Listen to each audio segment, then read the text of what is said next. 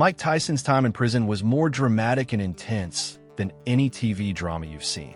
From shocking betrayals to brutal survival tactics, this is the untold story of Iron Mike behind bars. Before his sentencing, Mike thought he was about to face prison time.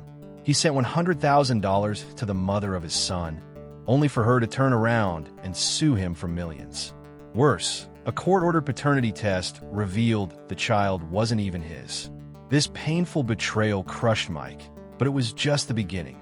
Betrayal before prison. Before his sentencing, Mike Tyson believed he was heading to prison, so he made plans to secure his family's future. He called the mother of his son, D'Amato, and promised to send her $100,000 up front, with monthly payments to follow once he was inside.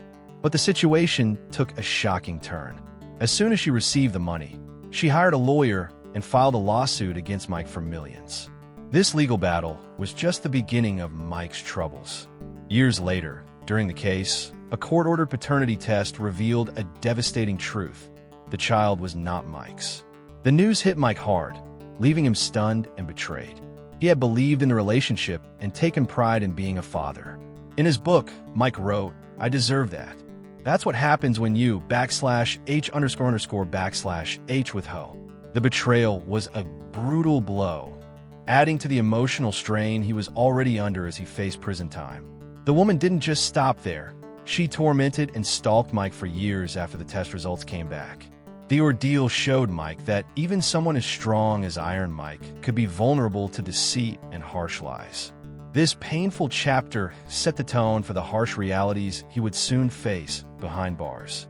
Arrival and prison conditions. Mike was sent to Indiana Youth Center, a medium-security prison originally meant for nonviolent youth, but overcrowded with violent offenders by the time he arrived. The cell was tiny, about 8 by 9 feet, with a reinforced door and a small window. It was a bleak start, but Mike surprisingly saw this prison time as a strange blessing, a chance to catch his breath, though he was angry and restless at first. The prison, designed in the 1960s for privileged, youthful offenders, was now packed with over 1,500 inmates, mostly white, including many convicted of serious crimes. The conditions were cramped and harsh. Mike lived in a 2-man room with bunk beds, a cabinet, a toilet, and a desk for studying. Although the space was restrictive, Mike reflected that being locked up gave him a break from his chaotic life.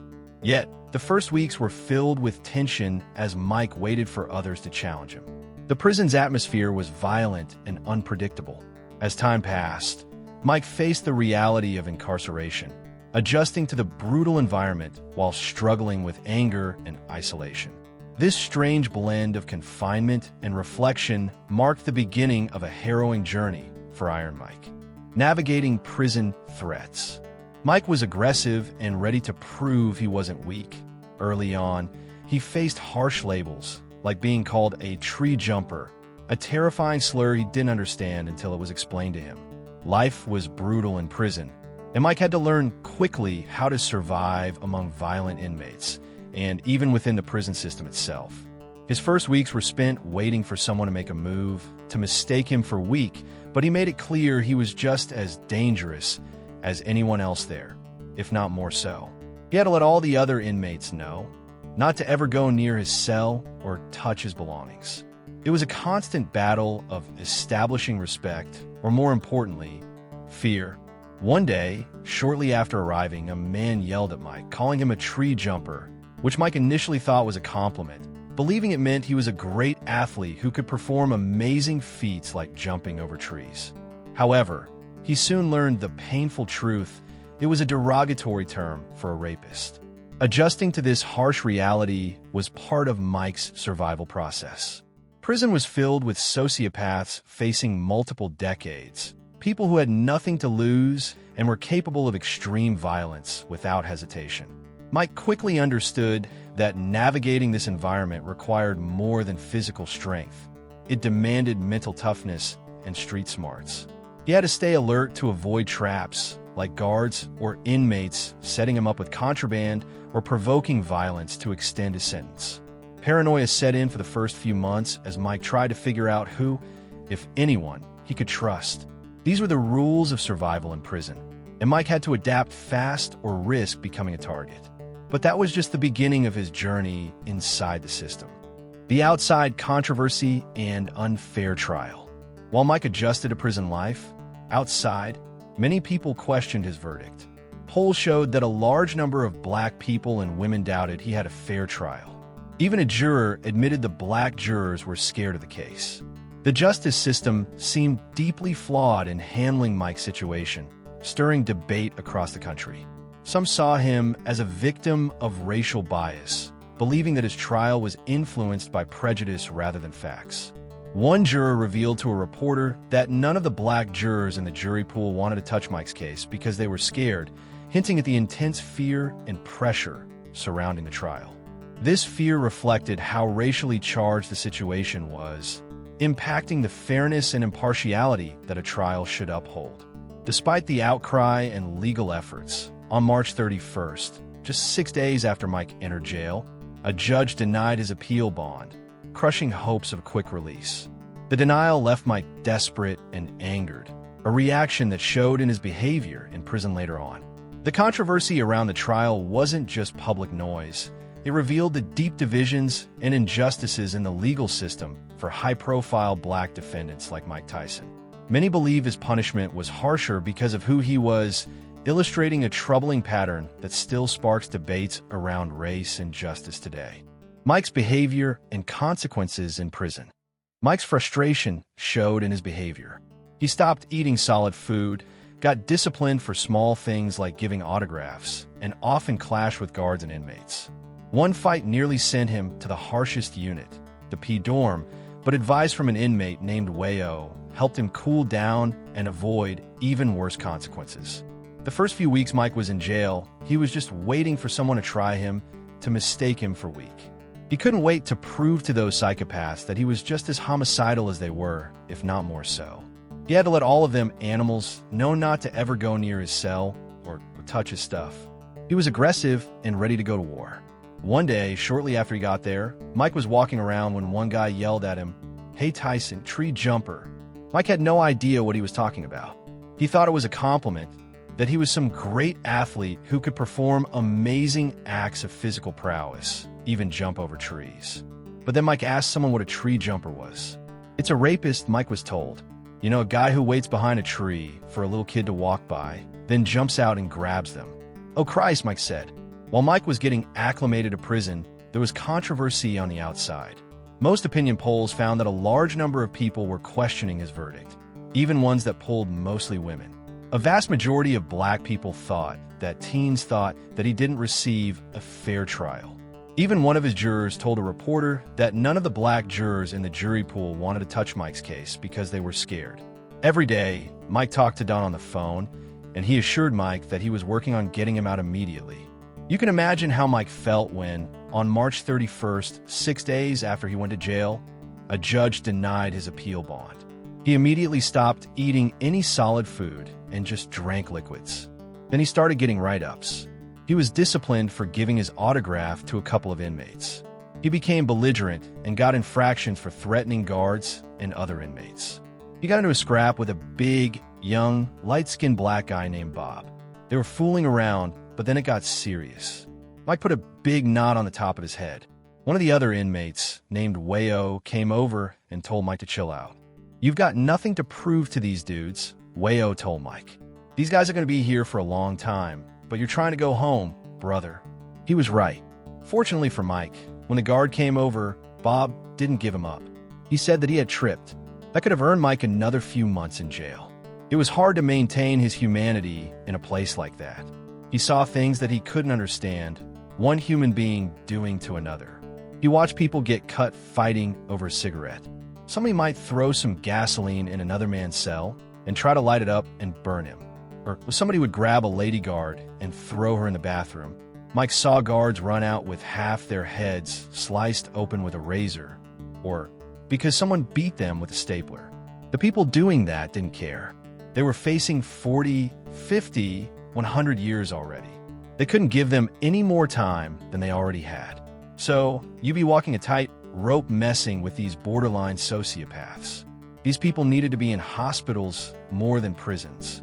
Mike was very paranoid the first few months there. He thought that somebody, either an inmate or a guard, was going to set him up and put some dope in his room or provoke him to hit them, so he'd get more time tacked onto his sentence. Mike just wanted to survive, so he'd stay in his room all the time. He didn't want to see anybody. Adapting with help from Earl. Sharing a cell with Earl, a 30-year drug offender model prisoner, changed Mike's outlook. Earl taught Mike how to navigate prison politics, avoid trouble, and understand the invisible rules. Mike learned to keep his mouth shut and stay out of conflicts, vital survival skills in such a hostile place. The first night, Mike was tense and aggressive, holding a pencil menacingly, warning Earl not to touch his stuff. But Earl calmly reassured him, saying, "Yo, Mike, I'm not that guy. I'm with you, brother, here to help." Earl schooled Mike little by little, pointing out who to avoid and who to trust. He explained prison's strict code, like never talking to the guards, not even greeting them. Earl warned Mike not to comment on anything unusual he might see, saying, "Whatever you see here, you don't see." He stressed the importance of minding your business, even when violence or other disturbing acts happen around them. Mike started understanding that you couldn't apply outside world standards to prison life. Earl taught him to read subtle signs and avoid trouble rather than confront it head-on. This guidance was crucial because Mike quickly realized that prison was a predator-filled environment where the wrong move could mean serious consequences. Earl's mentorship helped Mike shift from aggression to strategy, doubling as a survival guide and a lesson in patience. Thanks to Earl, Mike began to see beyond raw intimidation, learning the complex social dance that kept inmates alive and moving through the system with fewer scars.